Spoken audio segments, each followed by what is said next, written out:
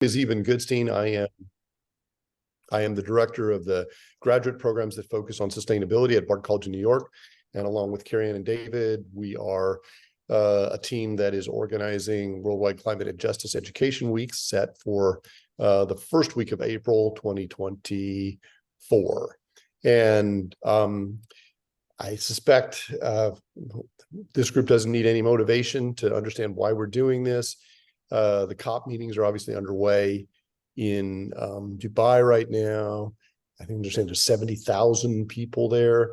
And the climate landscape has gotten very complex, right? It's no longer about simply trying to persuade people that the planet is heating up, but it's really a focus on two things, urgency and agency. And we'll talk more about that. But let's learn who we have with us today. So Zhao, I'd ask you to introduce yourself first, please.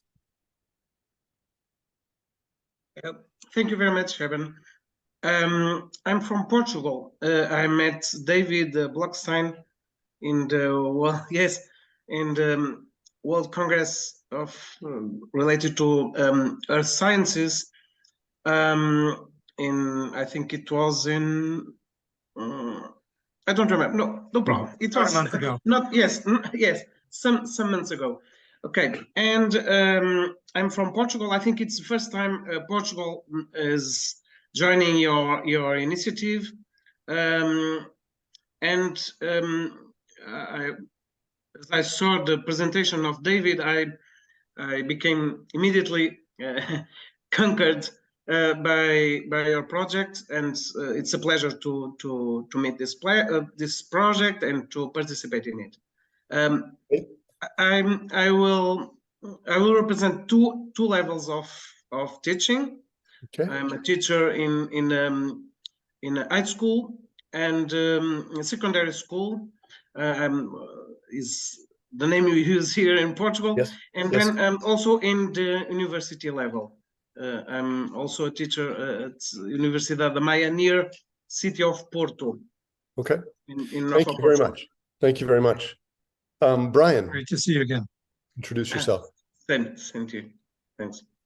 Hi, so I am a sustainability graduate student at California State University of Northridge, and I'm just here to learn more about your program. The sustainability coordinator at my university kind of just forwarded your event planning to my cohort to help plan that event out in April. So thank you. I'm just here to kind of like brainstorm ideas. Glad to have you here. Celine. Hi, everybody. I am speaking to you from a coffee shop today because we have a power outage in the woods where I live because of snow. Anyway, I'm Céline Delacroix. I just met David Blockstein last week, and I am from the University of Ottawa. I'm an adjunct professor there, and I'm also I'm the director of the FP Earth project, which basically aims to teach and mainstream discussions about reproductive health and rights, sustainability, and population dynamics all together. So I organize and host a lot of webinars across different universities and at the graduate as well as at the retiree level, the University of Third Age as well, and in high schools as well. So a bit of everything. That's good to hear. We have a connection to the Canadian Environmental Protection Agency, David, which we should revive at some point and figure out what that's happening there. But we're hoping to get a lot of Canadian participation this year. Tiffany. Hi, I am Brian's classmate, so graduate student in Los Angeles. Yeah, just been tasked with making this event for our university, so just trying to figure it out. Fabulous. And Mary.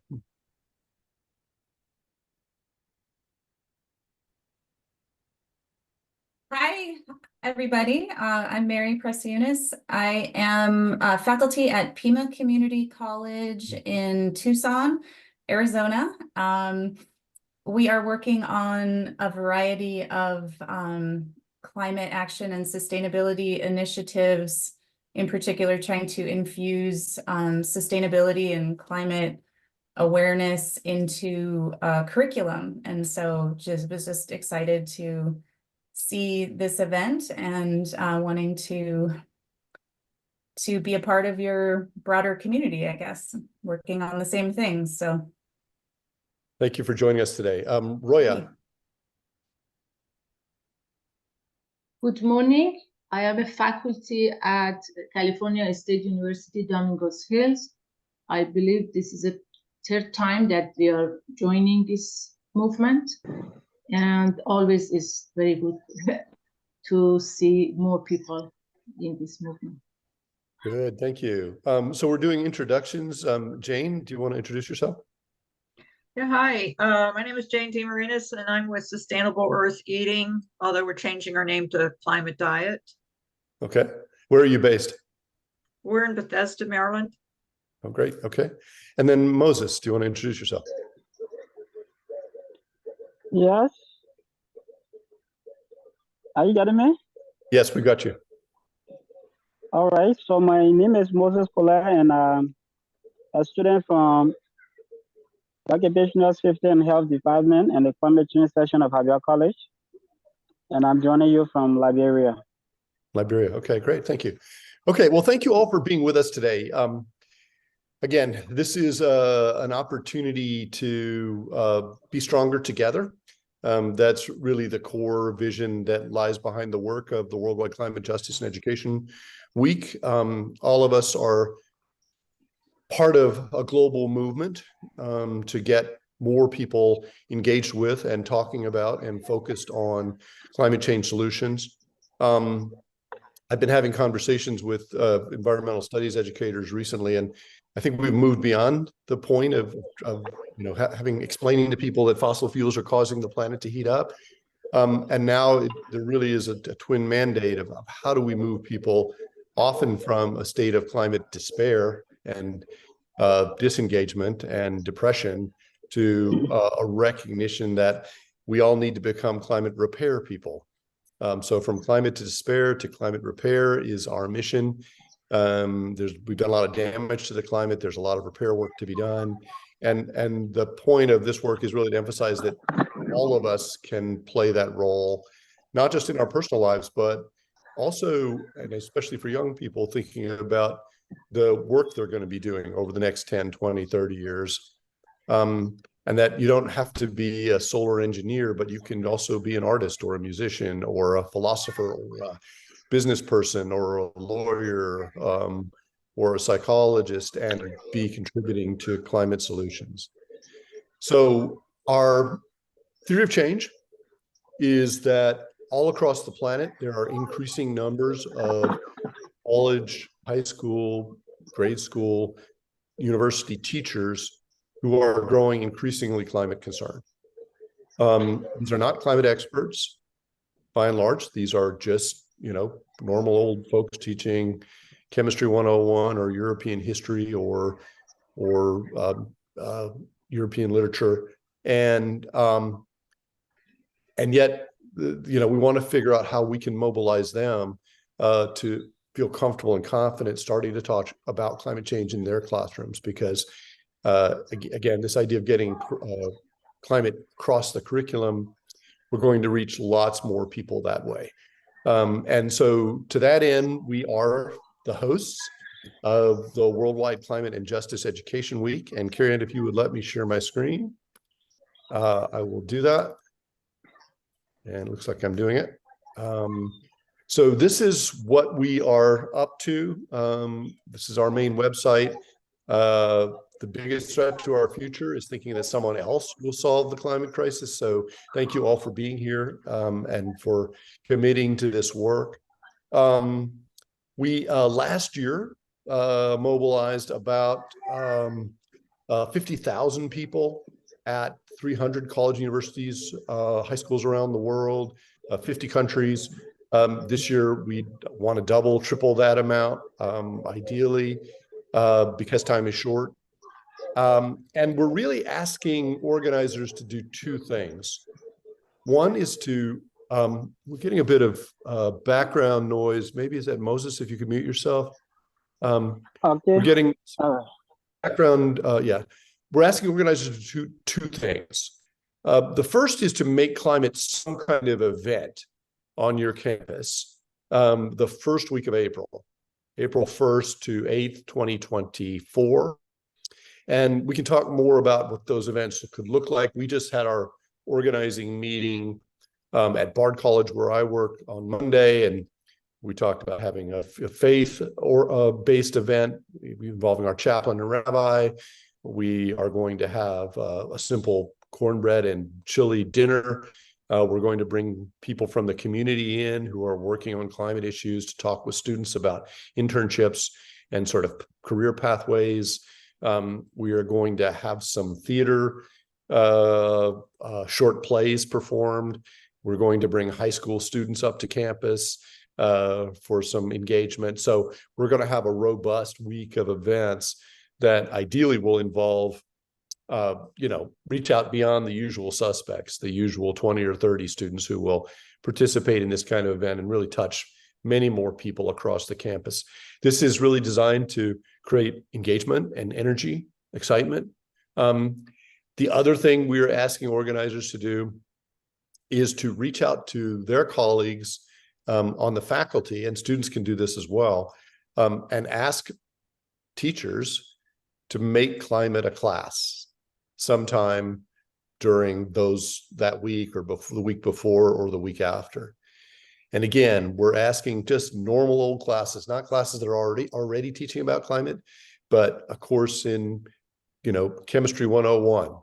Professor can stop and say, this is climate week. We're going to spend 30 minutes looking about how chemists are trying to solve this important, chemical problem that needs to be addressed around climate change. Or it's psychology, and we're going to talk about climate despair and how psychologists are thinking about addressing that issue. Or it's studio art, and we're going to spend 40 minutes looking at images of climate-related art, and so on, right? There's really an entry point for every discipline into this space. And again, our target here is those climate concerned but not climate expert teachers. And the trick is to get them over the fear, right, of talking about climate change in their classroom, either because they feel unprepared, or they feel like they've got other stuff they need to cover, or they're worried about the politics of it. How do we get them to step across that boundary and then realize that their students are really excited and interested to hear about how climate change impacts their disciplines? And this is important because while at Bard, with all these events that we're going to plan, we might touch 200 students. If we get 40 faculty members to talk about climate in their class, we're going to touch 800.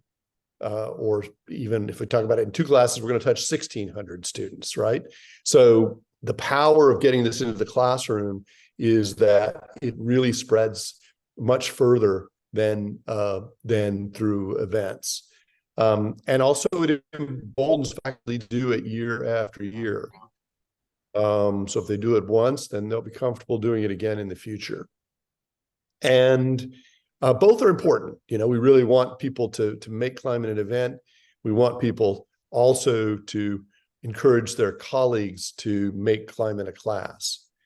We have a place on our website for faculty to pledge, so they can sign up to make climate a class, and hopefully we'll get thousands, if not tens of thousands of teachers around the world pledging to do that.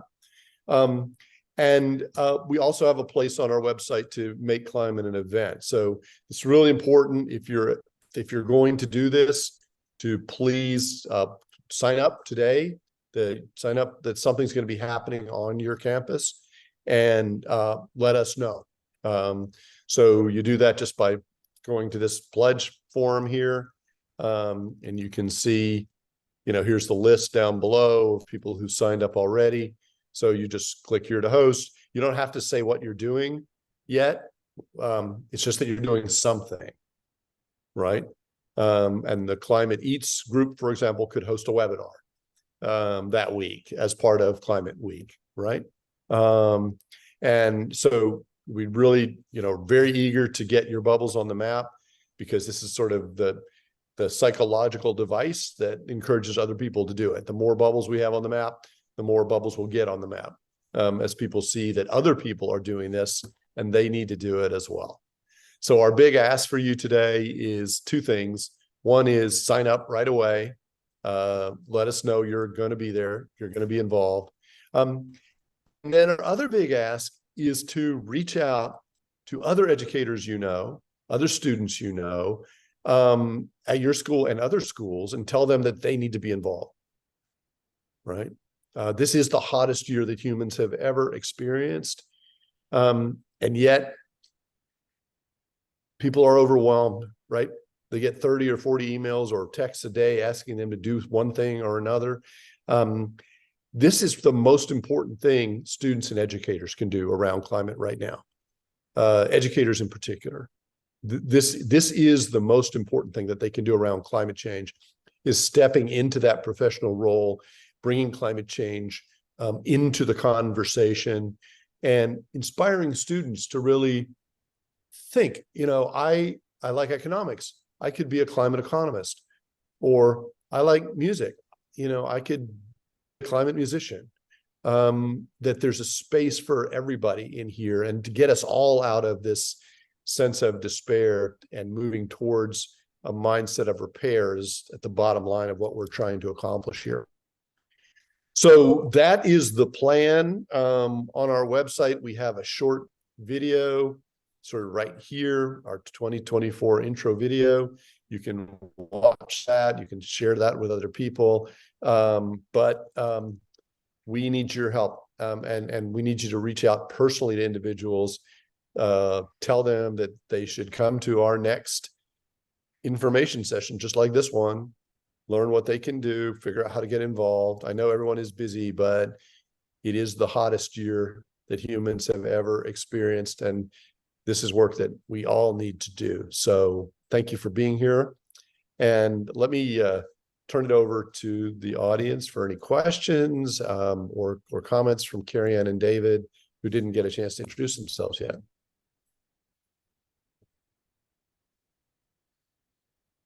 I'll just say I'm David Blockstein. I'm, along with Eban, the co-director of this project. I know many of you, and thank you for coming. And I think, as Eban said, that what we're trying to do here is to, as we talked about in our session this morning, just the importance of talking about climate change, because it's big and it's scary, and especially with young people, it's often debilitating. And so if we can create a positive conversation to show them that we are working on this issue, that it's big, but we can be working together on it. And that's really our goal here, is to provide encouragement both to educators that this is something that they can teach about and need to teach about, and to students and learners that they can be part of their life's work. This can be part of their life's work. Carrie Ann, you want to introduce yourself? Sure. Thanks, David. Hi, everyone. My name is Carrie Ann. I am based in Chicago, Illinois, in the US, and I'm our communications lead. So helping out with the website and making sure all of your signups and stuff, if you ever have any issues like with your registration or changing any details on your registration, I'm definitely the person who can help with that. And hopefully, if you have any questions in the new year, I think we're going to be ready to send out some marketing materials to help you promote your events and things like posters and social media. So we're here to support in that way as well. And we'll get you that toolkit in the new year. So just a little, if you sign up with us, hopefully we'll make it really easy for you to promote and host your event. When you sign up with us. Yeah, when you sign up, yes. Not an if, there's no if here. So how can we help you all? What questions do you have for this, the project? We have great resources on our website, you know, like I think we have examples. Oh, there's a nice kitty cat of hundreds of you can read inspiring stories of hundreds of other teaching events around the world to get inspiration for ideas of things that you would want to do during that Climate Education Week.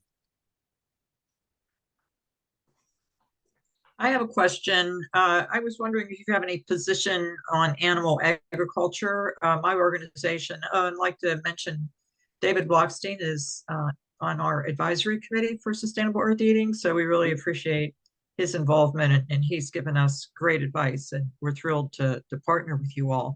But a big issue for us is deforestation, and I'm not so familiar with your organization yet.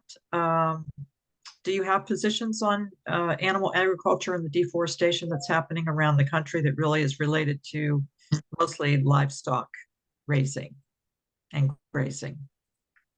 We are all about climate solutions of all kinds, and obviously beef heavy diets are a huge contributor to climate. So, that's part of our educational thrust, but we don't have any official position statements around anything. We're really kind of a platform to support educational efforts that are decentralized. Okay. I will say that I met Moses a couple of weeks ago at a virtual conference on climate change in Africa, and Liberia is one of the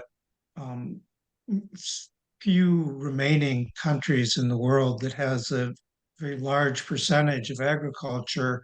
And there was a conversation, a presentation at the conference about the impact of deforestation and conversion of forest, and the importance of having a diet that, agriculture is by far the leading economic sector in Liberia, but to be integrating in sustainable agriculture and deforestation. Great. Critical issue. So good. What are the questions that people have for us? How to get involved? Mary, you're interested in getting this across the curriculum. This is a really good starting point, right? Because it's coming from outside, it's a simple request. That can often be complex. How do I do sustainability in the curriculum? Anybody can do climate in the curriculum, because every discipline touches climate change at this point. So anybody that's at all climate concerned can spend 30 minutes Googling, climate economics or climate and history or climate and agriculture or, climate and anything, right? And put together a good 30-minute conversation. We also have a speakers bureau. And so if teachers are looking to bring in someone with more expertise, we can definitely help make that connection. And we'd invite all of you to join our speakers bureau actually as well, if you would be interested in volunteering to speak at other schools. To Brian and Tiffany, you guys are grad students. What can students do? Well, obviously students can be big movers and shakers in organizing on-campus events, but a really simple thing for student groups to do is just to write their teachers and ask them to make climate a class. So if you've got like a student activist group on campus, you can ask them to just sit down together one evening, write all their spring teachers, and ask them to please be part of the Make Climate a Class movement. And we've got a wonderful video about that as well, which maybe we could share at the end of the conversation today.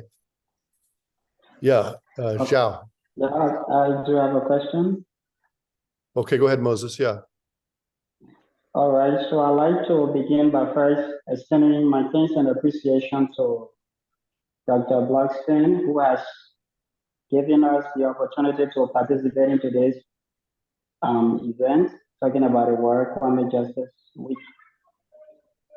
We are a group of students from Harvard College, and being organized now into a formal organization that is going to embark on a robust climate change awareness and education for our people, even in our local vernaculars.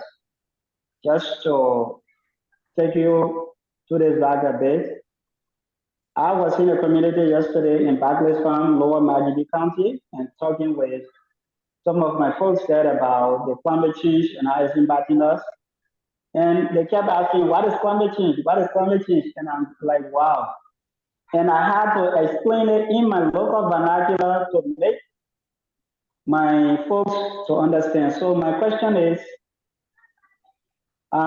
we are embarking on spreading the message of climate change and going out there, and in so doing, we would like to really bring folks together, maybe do a projector of some of the impacts of climate change. In this meeting, will it be possible to have the worldwide climate justice platform supporting our education, probably to inject any images of how people are suffering around the world about, from the impact of climate change?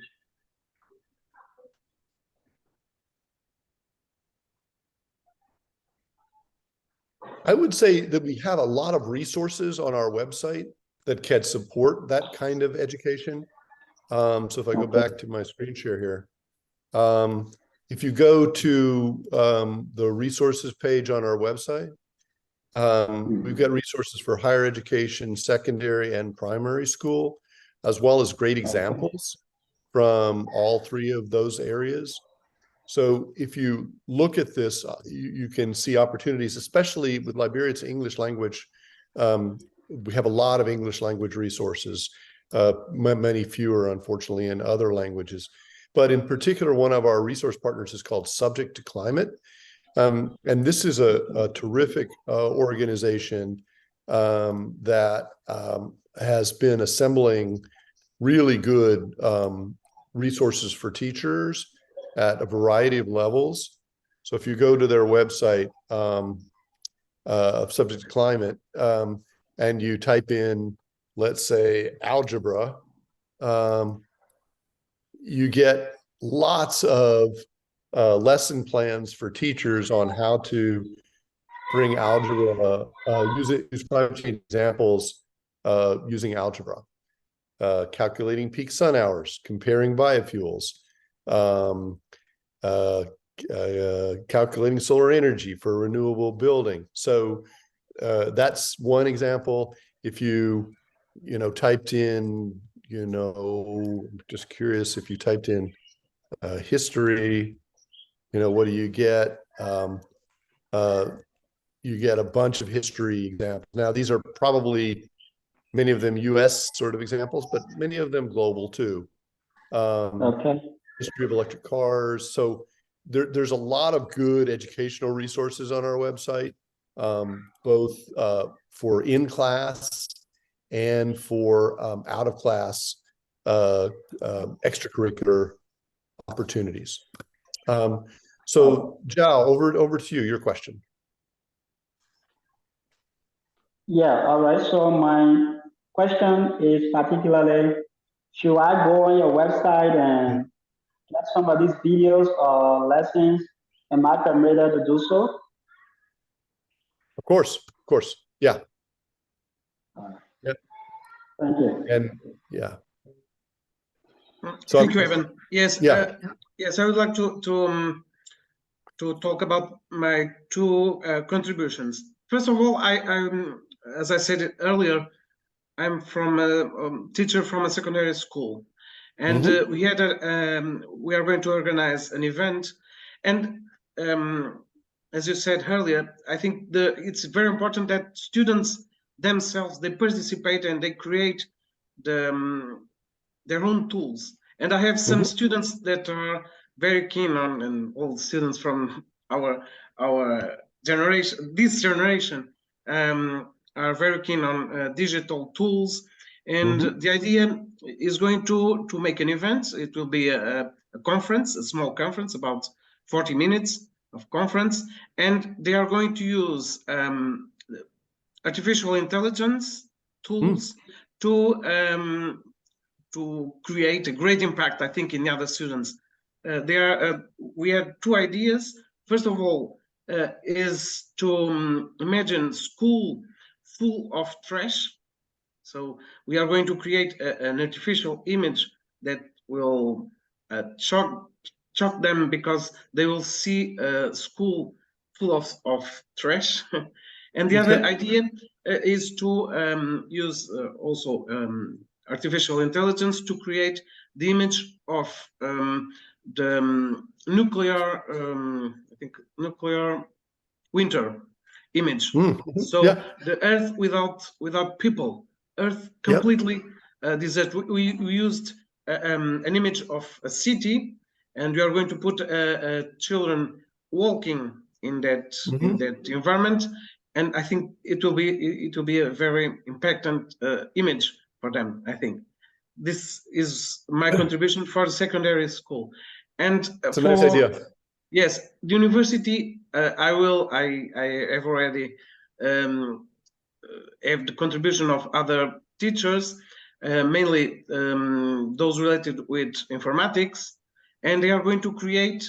We are going to create also a digital tool to reach out all the community, all the university community, to evaluate the footprint of all people,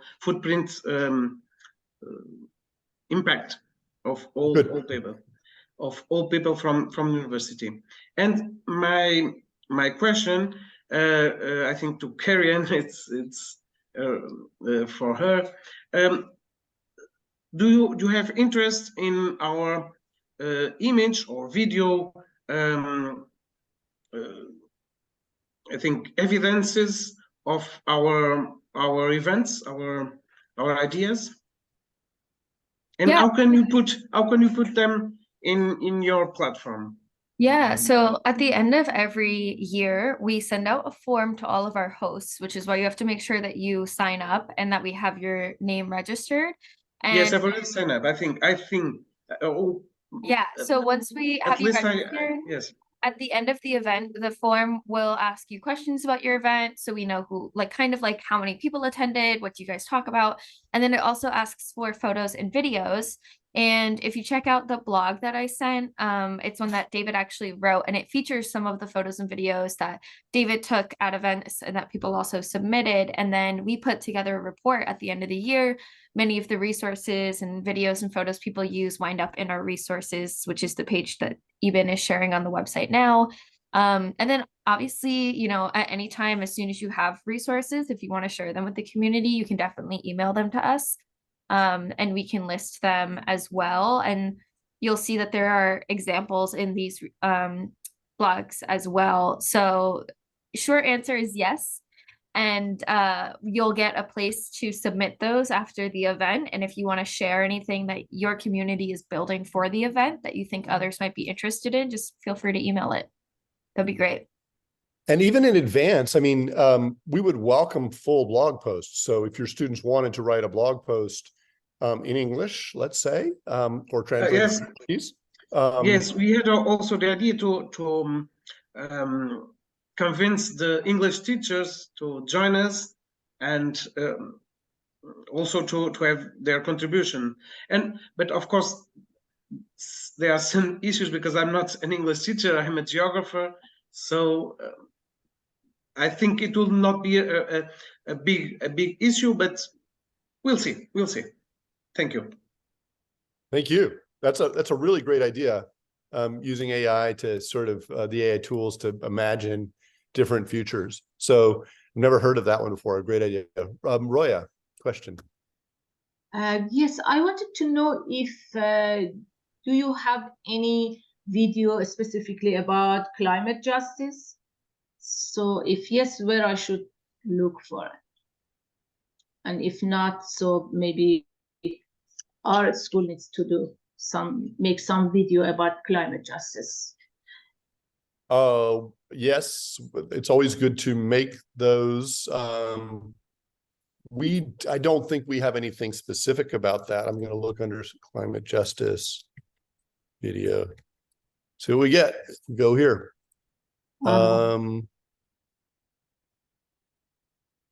Yeah, there's actually, you get a fair amount of hits back. So I would suggest go to subject to climate, and type in climate justice video, and looks like there's quite a few things come up.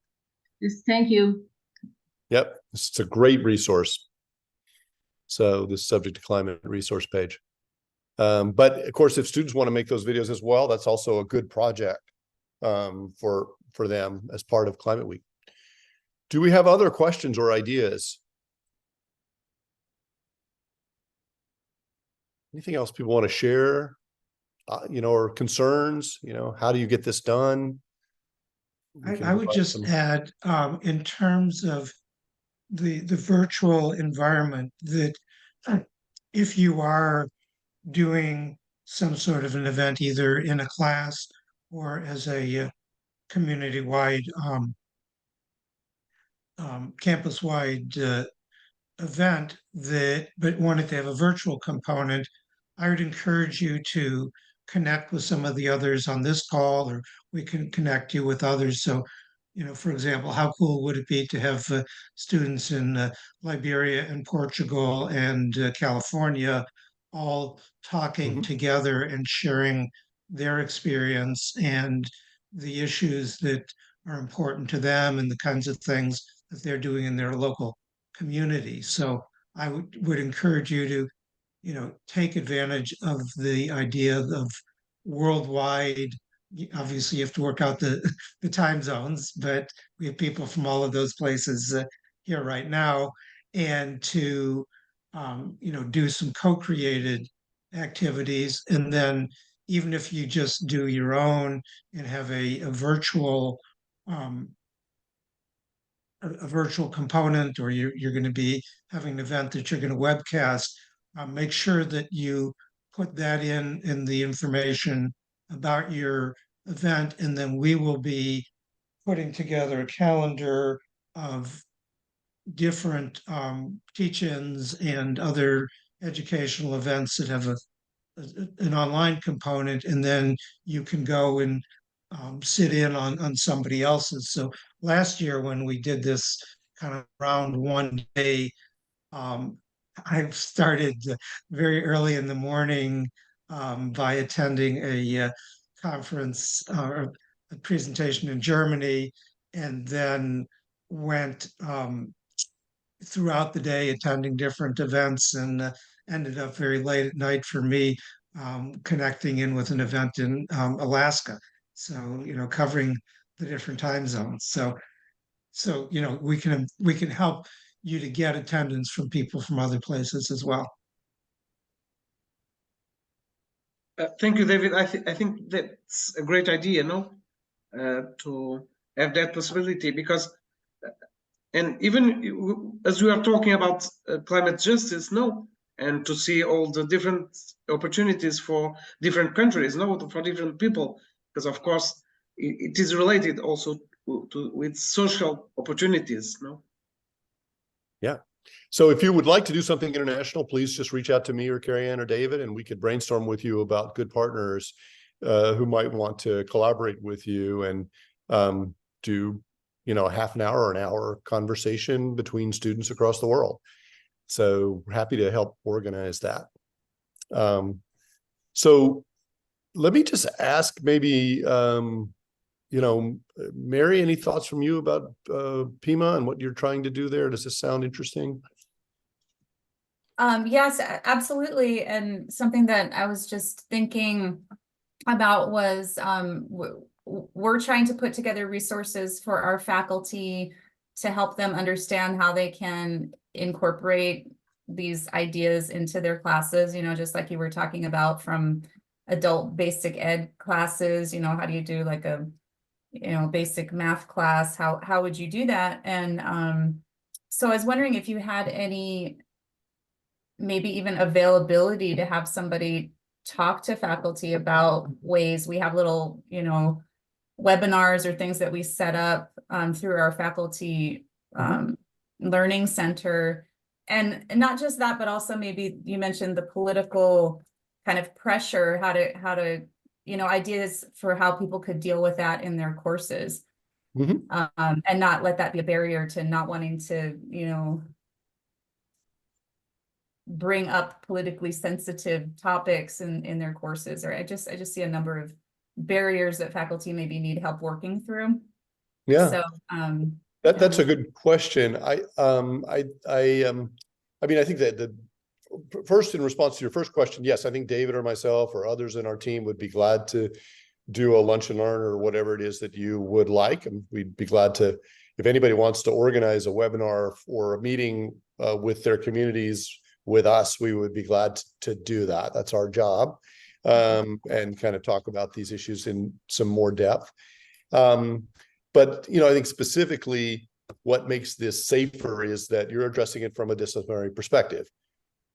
You're not talking about climate change as a political thing. You're talking about it as a fact that historians are really interested in, or it's something that artists have gotten very engaged with, or it's something that musicians are focused on, right? So that I think in and of itself makes it a legitimate topic for inclusion into virtually any course. Because you're not talking about this as a political thing or as even necessarily as a solutions sort of focus. You might just be talking about how it's affecting the way people are thinking in psychology or whatever. Yeah, would no, say- that's a really good point. And then the other thing I was thinking about was, mobilizing students and how to get students more involved. And we have a recently formed climate action and sustainability club that we were excited that students this finally exists. And so maybe ways that student club could work with your organization here, and maybe contributing blogs or various other things. But I can definitely suggest that they try to link into to these resources too.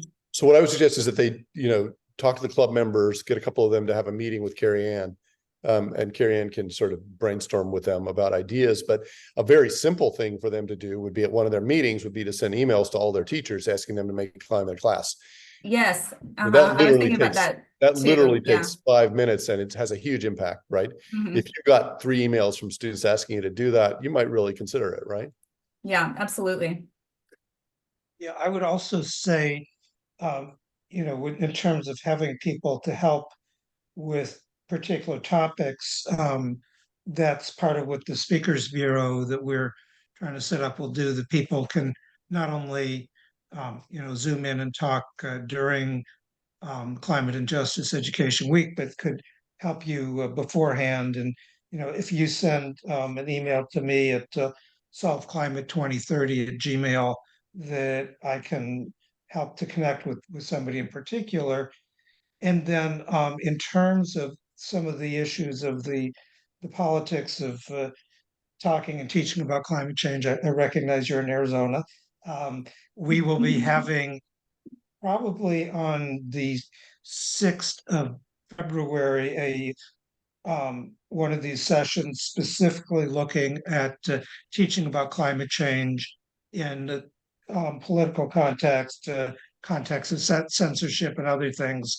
We're working with Birkbeck College in the UK to organize that. So mark your calendar for, I'm pretty sure it's going to be February 6th. We haven't finalized that date, but we'll definitely be having a webinar on that, and we will let you know, of course.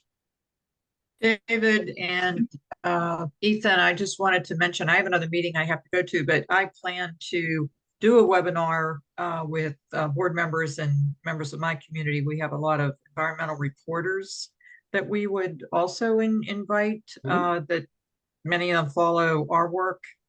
You never know on a given day what they're available to cover, but I certainly would love your involvement and expertise in that.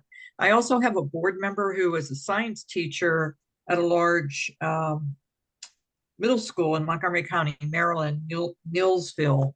And I think he would, I'm sure, love to try to do something, specific during this week as well. He's been active, with me as a board member, and because he's teaching science, we have a toolkit that we make available, and he's using that as it fits into his own curriculum. So I just wanted to mention those two things. And also, since he is a teacher, I would extend your website to him as a resource, but I missed a few minutes where I had to run and check on something. But is there a place in particular where teachers go besides your website? I just came in and heard you talking about some materials, and And I'm afraid I might have missed Yeah, I would something. say just go to our website, go to the resources page, Okay, and then you can explore secondary higher ed resources. okay, great. Thanks so much Yeah.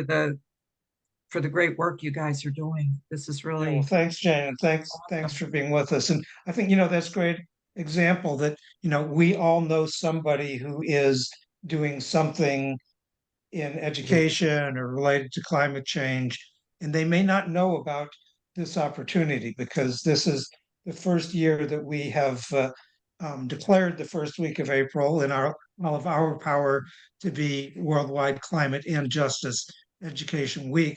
And so the only way that people hear about it is if they hear about it from somebody else. Our bandwidth is magnified by your bandwidth.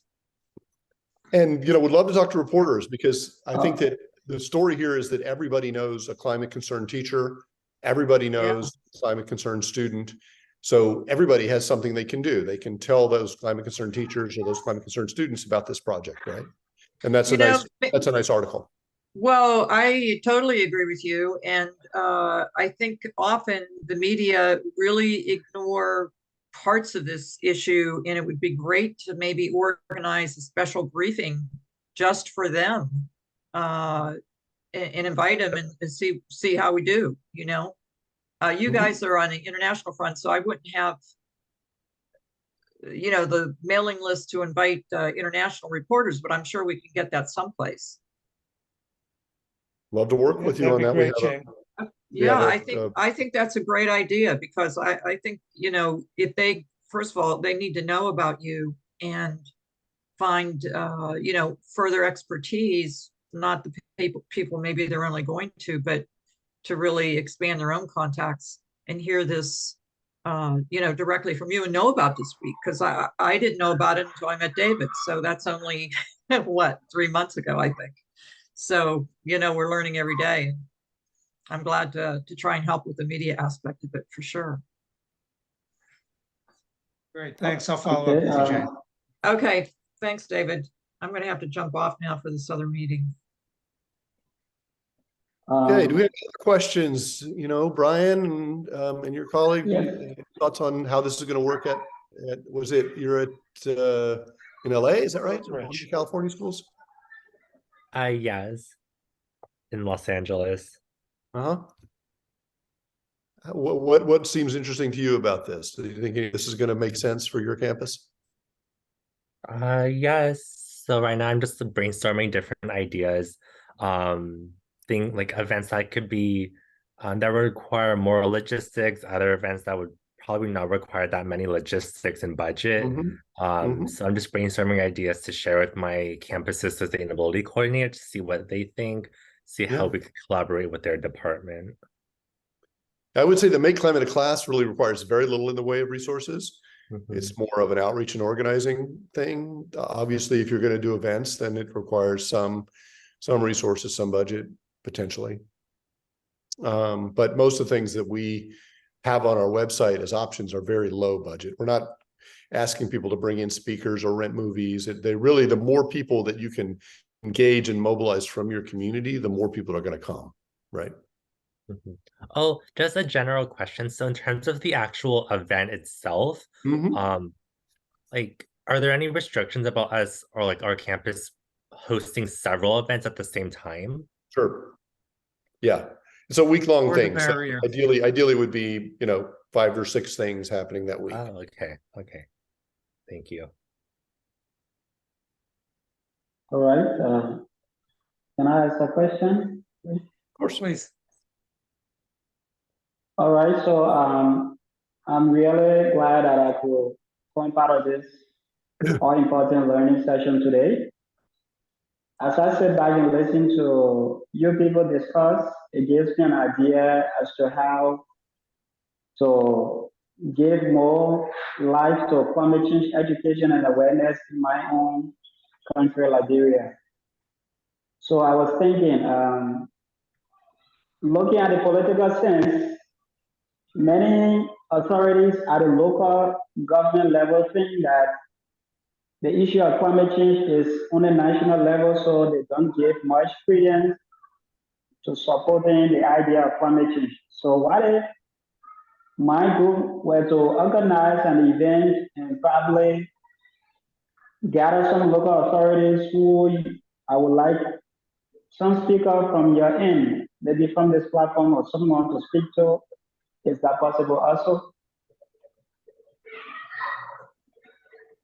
Yes, we can certainly help with speakers. And, you know, I think as David may have told you, we have quite a few connections in Africa, people with experience in terms of thinking about climate justice, climate solutions from an African connection and context, who would be probably very good. And if you think about this as a local issue, it really is a question of how do you build a more resilient communities, and what are the opportunities, for example, to expand access to electricity through solar power, affordable options. Sure. So, you know, there's a lot of have to like be about, you know, solving the world's global problems. It can really be about solving the problems, local problems of cultural resilience, regenerative agriculture, carbon storage through those mechanisms, getting paid for that, if possible, you know, building out a distributed and resilient energy system. So providing people with access to clean water. These are all climate related issues. And I totally agree with you. Those are some of the issues because as a student group, if I were to go in the rural areas and even some part of the urban community and ask the people to stop cutting down the forest, but then they need wood to cook with, that's what they are surviving by, basically. So the question that becomes difficult to answer will be, well, you don't want us to cut down our trees to cook, so how do you expect us to survive? So questions like that then tend to make many people to shy away from our own end, but I think these are issues that, listening with the outside world, it can be totally addressed. I think so. Good. Other questions or ideas? But yeah, certainly we can help and be glad to help with speakers. Okay, thank you. Anyone else that hasn't had a chance to join in? Sarah. Okay, well, thank you for joining us. We are here every 2 weeks starting January 6th, right? We're done for this year, right? We don't have any more sessions. January is it 6th? I think it's January 10th that we're starting, actually. So every 2 weeks we are here January 10th for these conversations. You know, please sign up today. You don't have to know what you're doing. You just know that you're the contact person. Something's going to happen. You're going to make sure that something happens on your campus, that there's some conversation underway about making climate a class, some kind of climate events. So please get your bubble on the map. And then the second thing is, you know, herd people our way on January 10th. So we need these meetings need to start growing to include dozens, if not hundreds of people as part of these information sessions. And the only way that's going to happen is with you encouraging your friends and colleagues to be part of this, right? We need to rebuild a global climate movement. We need to get everybody talking about climate change soon. We're going to meet the kind of deadlines that we need to meet. So we got a couple more hands up. Sarah, did you have a question? Hello, this is Saira Khan Afridi. Yep, a nice discussion is going on. Since I have already mentioned that I'm serving as a lecturer and I'm a master's trainer as well, and I'm a part of developing next generation of female environmentalists. So under the banner of this project, I'm implementing my action plan regarding the environment and climate change. And I'm undertaking multiple activities with the students and the joining like your venture and joining hands with your this climate related initiative means a lot to me. And I just want to focus more on making climate a class. And so I have taken up the course of teaching environmental economics to my students students. So I just want to ask that since we are going to have the climate, we are going to have the climate education and climate justice week in 2024.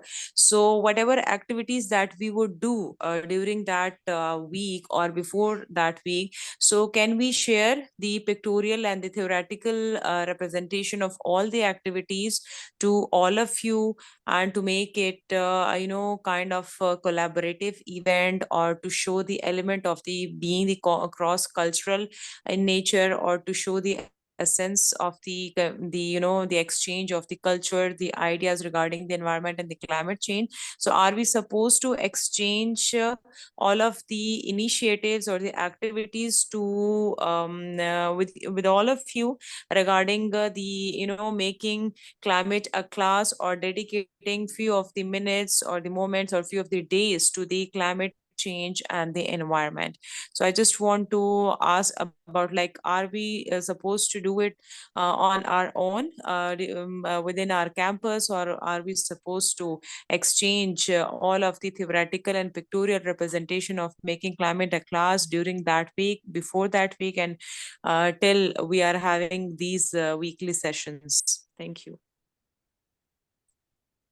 Would be very, where are you calling from, Sarah? Where are you based? I'm basically from Pakistan, and I'm from Khyber Pakhtunkhwa, Peshawar. I'm basically Pathan. So I belong to the Khyber Pakhtunkhwa province of Pakistan, and within the Khyber Pakhtunkhwa, I am based in Peshawar, and it is the capital city of Khyber Pakhtunkhwa. So I'm basically from Pakistan. Okay, great. Well, sometimes we do sometimes share in advance in these sessions what people are doing and planning. So, as it gets closer to April 1st, having you come on and talking for 5 minutes about what you're intending to do would be really wonderful. So let's stay in touch, and, we'll certainly probably have a day or two where we're going to be hearing from what other people are doing, and we'd love to hear from you. And then, as Carrie Ann mentioned earlier, we do collect all the information at the end of the events. And if you go to our web page here, and you go to, where is it, Carrie Ann? Is it off the main page? Main page, yeah. So if you go to the bottom of the main page, is that where it is? Scroll up a little bit. Scroll up a little bit. Okay, somewhere up here you can see, where is it? So you can, 2023 host testimonials, is that what it is? yeah, Carrie Ann? well, you want to see what happened in the past. Actually, sorry, you were Yeah. down below when you scroll back down to the 2023 and you click on any of those things. Yeah. You can get So the this will report. take you to our overall report that has all of the events from last year. So we do collect and share out what happens at each institution. Right, but So- also when Alright, you, thank you so much. This is wonderful. So I just want to, wanted to have the documentation of all our initiative and activities. And since whatever we are doing with respect to the climate change and environment, so these documentation and the postings from all of us would definitely, create inventories for the generations to come along and to have a squint of, and so that they can get to know what we have been doing and what the others have done in the past and what we are up to. So this is great, and I'll definitely look forward to it, and hopefully we will have a short session in the upcoming weekly sessions, like whatever about our doings, about our activities, or what we have done up till now. So hopefully if we have 5 to 6 minutes talk to deliver by each one of us, up to them, whoever wants to share or have done something. Yeah. Here's some of Yeah, the stuff and that happened in Pakistan. So go ahead, David. yeah, so I'll add to just quickly two things. One is that if you put your information about what you're planning to do with your event registration, and you can update that, then that will make it easier to share. And then we can also broker partnerships. We were talking about that a little bit before you got on the call, but as an example, that last year we had a competition for people to write short plays about climate justice. And one of the plays was by the Pakistani actress and playwright Maha Hassan, who wrote a short play in Urdu and then translated it into English. And then through a connection at one of these weekly sessions, there was a college in the US, University of Nebraska, Omaha, where the students read the play in English, and then students at Benazir Bhutto Women's University in Islamabad read that in Urdu, and then there was a Zoom conversation between the students from those two universities to talk about some of the themes of migration and gender and other things in the play. So, you know, there's lots of great things, and if you sign up and tell us what you're doing, we will do our best to both Yes, help yes, create definitely. partnerships and I'll to share it. definitely, yes, thank you so much for letting me know. I'll definitely look up to it. And since you have mentioned about the play When Birds Fly Away, I think you are referring to that When Birds Fly Away, and it was Yes. basically written by Maha Hassan. She is one of the most popular public figures of Pakistan. And yes, I do came across When Birds Fly Away, and what I did, since I'm in contact with the University of Nebraska at Omaha, and Okay. I'm still having sessions and mentoring with them. So now what we did, there was a cross cultural communication and the talk that was delivered between my art students and the University of Nebraska students. So we had the Zoom session. Apart from that, what I did at my university, I converted that When Birds Fly Away play into a talk show. I developed certain questions or the prompts about the When Birds Fly Away. I distributed them among my students, and we presented that talk show, and we published that talk show on the World Environment Day, and there were lots of the Earth Day and the rest of the days that we were celebrated at our university. So I converted that into the talk show, and we simply executed that so well, and there were lots of reflections coming that we got from the student side. They shared their stories, and it was all about the economic and the social losses and the flora fauna. Of course, it's a diversified play and touching the many aspects of life, and which are hard hit by the environment and the climate change. And it was sent to, I guess, the Dr. Farah Grant.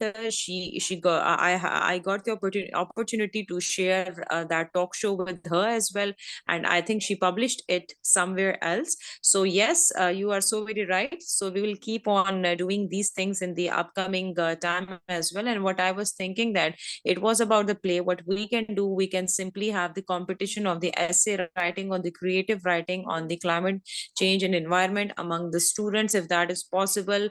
If 5 to 6 essays are being sent here in Pakistan, if I send a few of the essays to your side, and this is how we can have a check on all of them, and we can simply announce the winner. So it's, of course, it would be kind of local or indigenous activity for both of us, but we can simply exchange them, and we can simply announce a winner. So this is how we can make people push towards thinking about what actually climate change is, and how it is affecting our lives, and what should be the coping strategies by the households, by the community, or by the government as well. So this is how I think together we can, and with the help of the small actions, we can make a big difference. Thank you, Syra. So we'll look forward to just staying in touch via email, and we can pursue some of these ideas. Yeah, please share the talk show and other things with me by email, and we'll get them up. So I know Mary's had her hand up for a while, so let's get to Mary before. All right, thank you we so all much. leave. I'll do that. Just a quick question about the upcoming meetings. So it'll be every 2 weeks, and are there going to be particular topics, or is it all just a general kind of strategizing about the teach-in and the events we're holding, or? Yeah, there will be generally, there will be some time for topics and some time for strategizing. So I think that the January 10th, it's since people are just kind of getting back after the holiday break, it'll be just a more general strategizing with maybe a couple of specific prompts. And then on the 24th, we've invited somebody from the Climate Literacy and Action Network to talk about their resources, which are similar but a little bit different than the subject to climate ones. And then Carrie Ann has reminded me that then 2 weeks after that is February 7th, and that would be when we're going to be talking about climate education under censorship. And so if you have specific things that you'd like us to talk about, we can also take suggestions and think about who we might be able to get to talk about those things. Okay, thank you. Thanks, Mary. Good. Well, have a good holiday, everyone. It's not too early to start talking to your colleagues about next April. So please do that. Get the planning underway, hit the ground running in 2024, and look forward to working with you over the coming months. Bye-bye, everybody. All right, thank you all. Thank you. Bye.